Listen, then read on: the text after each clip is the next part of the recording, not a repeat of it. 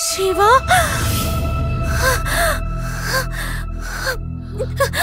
అయ్యో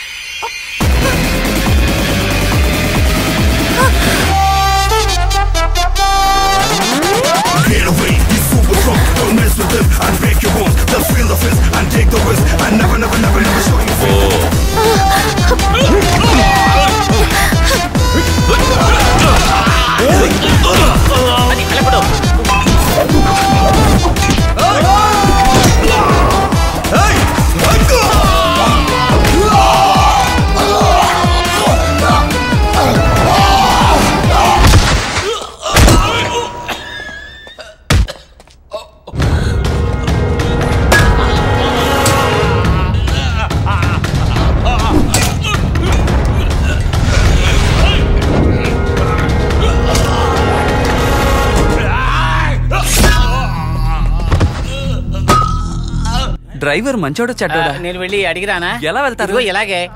అయ్యో రమేష్ వద్దు, నేను వెళ్ళను. వెళితే కొడతారు బాబు.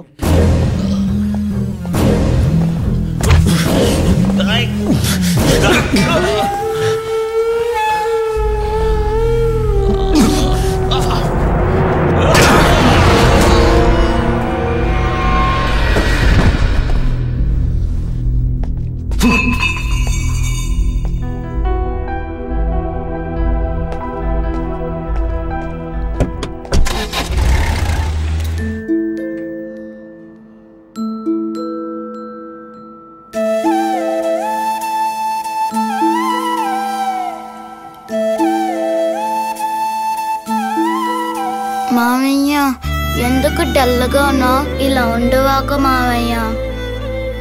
నువ్వు ఇట్లా ఉండడం నాకు నచ్చలేదు.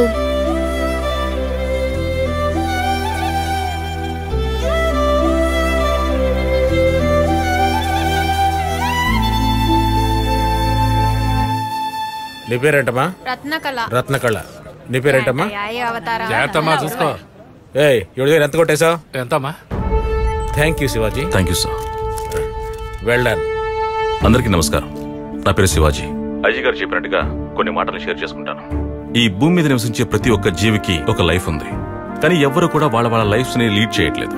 కానీ ఇంతకు ముందు 5 సంవత్సరాలకు ఒకసారి మోసపోయాం. కానీ ఇప్పుడు 6 నెలలకు ఒకసారి మోసగాళ్ళ చేతుల్లో మోసపోతున్నాం.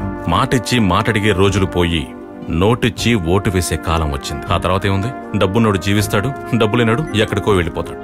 భూ కబ్జాలు, కల్తీ నీరు, కల్తీ జంతువులు, కల్తీ కోళ్లు, బ్యాంకు దోపిడీలు, దొంగతనాలు, చీటీల మోసం, రోడ్డు పక్కన అమ్మే లేహ్యాల్లో మోసం, నింగి నీరు నిప్పు అన్నీ మోసాలే. అన్నిట్లోనూ మోసాలే. ఏమీ లేనివాడికి ఆకలే దిక్కు. అన్నీ ఉన్నవాడికి డబ్బు వ్యామోహం, పదవి వ్యామోహం, గౌరవ వ్యామోహం, జాతి వ్యామోహం. ఆలోచించి మోసం చేసేవాళ్లు 40 మంది. కానీ ఆలోచించకుండా మోసపోయేది 4 లక్షల మంది. వీధి కుక్కని వేరే కుక్కొచ్చి తరుముతూ ఉందంటే అది ఒక్కసారి ఆగి వెనక్కి తిరిగి చూస్తే ఆ కుక్క కూడా పారిపోద్ది. 40 మంది కలిసి చేసే మోసాన్ని 4 లక్షల మంది కలిసి తిరిగి ఒక్క క్షణం ఆలోచిస్తే చాలు. మన తరతరాలకి ఈ తప్పు అంటుకోదు. ఎక్కువ మాట్లాడడానికి నా వయసు సరిపోదు. కానీ జరిగిన తప్పుని చెప్పకుండా ఉండలేకపోయాను. ధన్యవాదాలు.